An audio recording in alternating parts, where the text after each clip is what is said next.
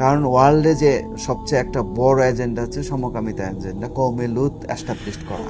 এখন এই ইস্যুটা এতটাই জটিল যে নরমাল মানুষ ধরতে পারবে না, কারণ শব্দের মারপ্যাচ দিয়ে এই জিনিসগুলো হয়। সরকার জনগণের টাকা দিয়ে জনগণকে খারাপ জিনিস শেখাবে। এই কারণে আমরা দিন রাত চেষ্টা করতেছি সচেতন করার জন্য। এখন এত কথা তো আসলে ফেসবুকে লেখা যায় না, ভিডিও তো বলা যায় না। এই কথা আমি যেগুলো বলতেছি একটা না 6 ঘন্টা 10 ঘন্টা বলতে হবে, আর এত জনের তো ধৈর্য নাই। সেই জন্য এই বই দরকার, রেফারেন্স বই। এখন আমি যদি মন গড়া বলি, এটা তো অনেকে জেল হয়ে যেতে পারে এর কারণে। সেই জন্য এই বই তৈরি করার সময় সবচেয়ে গুরুত্ব দেওয়া আছে রেফারেন্সেস, ছবি দেওয়া আছে, স্ক্রিনশট দেওয়া আছে।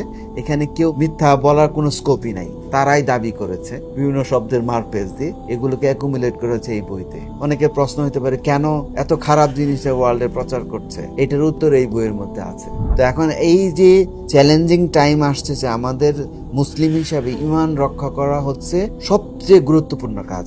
তো সেই জন্য আমাদের যে এই ফিতনা থেকে মোকাবেলা করতে হলে এই বইটা সবার সংগ্রহ করা উচিত। পশ্চিমা পৃথিবীতে অভিভাবকরা যেরকম রাস্তায় বের হয়েছেন, রাস্তায় নেমেছেন, তাদের সন্তানদেরকে এই বিকৃতি থেকে বাঁচাবার জন্য, প্রজন্মকে বাঁচাবার জন্য আমাদেরকে হয়তো একসময় সেরকমটা করতে হবে। সেটা যেন করতে না হয়, এই জন্য এখন থেকে আমাদের সচেতন হতে হবে, সজাগ হতে হবে।